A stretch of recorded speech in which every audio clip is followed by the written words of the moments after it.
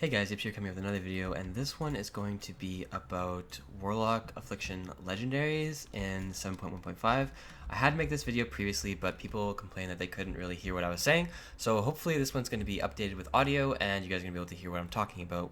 Now, before I go into that, I wanted to talk about I had a lot of positive feedback over Christmas, and that was really cool. I will get back to you guys' comments, and sorry if I haven't been able to just yet. It will take me some time.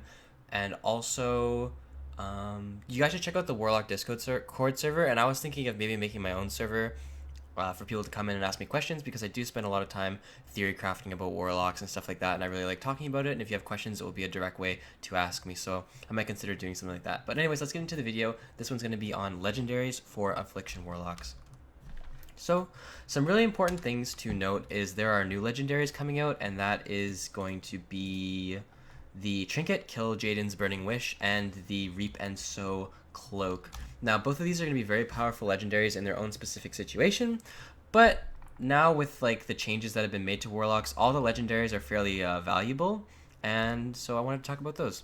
So the first spec that I wanted to talk about was going to be the Writhe and Agony build. And the reason you're going to be running a Writhe and Agony build is going to be on ones that are like multi-target. So this is what Affliction really specializes on. This would be used for council fights, dragon fights, things like that, where you can generate a lot of value from Writhe and Agony relative to Malefic Grasp or Haunt. So I wanted to talk about what legendaries are going to be good in this specific situation. So with the nerf to the hood has been nerfed by 10%. It's now Agony deals its full damage 10% faster. The hood lost a lot of value on single target and AoE. It's still obviously very, very powerful, and I would recommend using it on anything that's like 3 or less targets, but anything more than that, the other legendaries I think will start to really compete with it. So when running Writhe and Agony, obviously Hood is probably going to be the best one, as it does affect Agony, and Writhe and Agony has the largest impact on Agony, and when 2 effects both buff something, it ends up being even more powerful than before. So yes, with Writhe and Agony on multi-target, on like 3 or less targets, on 4 or more, it's debatable. The Hood will probably be the best legendary, but there's a lot of other options that are really viable to take. The risks are very good because you're going to be able to unstable Affliction a lot of mobs and generate, huge amounts of value from this 4% effect. The Cloak, obviously very powerful. Reap stacks last 2 seconds longer per soul consumed. That's super good because every time you're consuming souls, you're doing like 30-40% increased damage, something crazy, right? So obviously that's a very powerful legendary. The Belt just allows you to refresh your UAs on every single target because, or get UA refreshes with soul shards, because you're applying UAs to new targets. If there's 3 targets and you're UAing one, UAing the other, you're getting the benefit of this power chord. So the only really reason I would see someone to run a Writhe and Agony build now would to be for multi-targets. So for multi-target, the best legendaries are going to be like the Hood, the Cloak, the Wrist, the Belt, and the Trinket, obviously Kill Jaden's Burning Wish.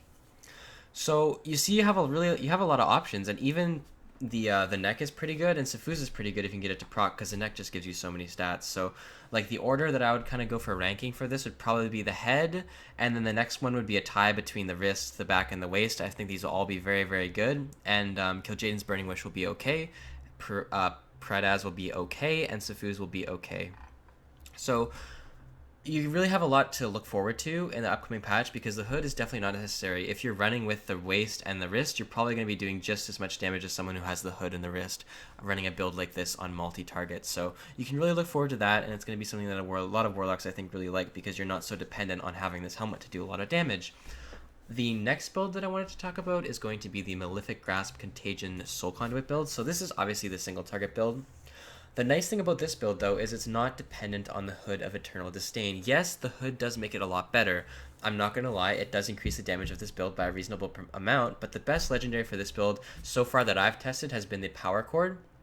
And the reason that the power chord is so strong is because when running this build, if you haven't seen my video about how to do damage with this build, it's very clear that when you cast Unstable Affliction on the target, that most of the time it's not going to already have a bunch of charges like on the target. You're not going to have UAs already on there, so you're going to be benefiting almost the full effect of this legendary, which makes it insanely OP because you'll always have soul shards to use. You'll always be using 2 UAs on your Malefic Grasps instead of 1. So everyone that has a waist can really feel like they have a legendary that's worthwhile. Another good legendary is going to be Norgannon's, because obviously the movement, any sort of movement, you're going to be able to be channeling Malefic Grasp, which will just increase your dot damage by 80% on any sort of movement boss fight. So obviously this is going to be a very good legendary as well. So yeah, you have, a lot of options. The wrists are very powerful with this build. The cloak is insane with this build. The helm is good. So I think the best legendaries are going to be the power cord, Reap and Sow, and the helmet.